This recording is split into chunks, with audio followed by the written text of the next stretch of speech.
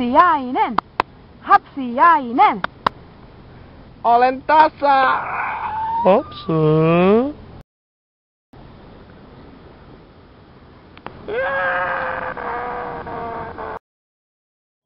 Eräänä kauniina aamuna Hapsiainen herää kotoaan.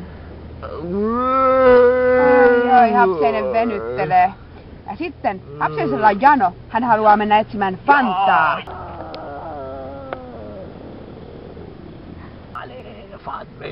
Mutta matkalla Fantaa hakemaan, matkalla on paljon esteitä. Oho!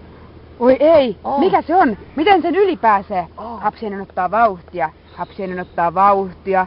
Ja juoksee! Hapsiainen juoksee! Hyvä! Noin! Hapsiainen hyppää yli. Voi ei!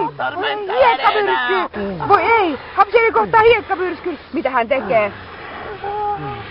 Apua! Nyt Hapsiaisella on kahta kauheampi jano. Kahta kauheampi jano. Hiekkapyrskyn läpi ei meinaa millään päästä. Mutta viimein hiekkapyrsky hellittää. No niin, Hapsiainen vatkaa matkaa. Ei! Seuraavaksi koittaa monsuunisade! Kauhea monsuunisade! Hapsiainen meinaa hypätä. Meinaa hukkua monsuunisadeen. Fantaa! Tule luokseni! Luokseni! Minä rakastan sinua! Rakastan sinua! Haluan mennä naimisiin! Ei! Ja viimein löytää Fantan. Fanta! Oi!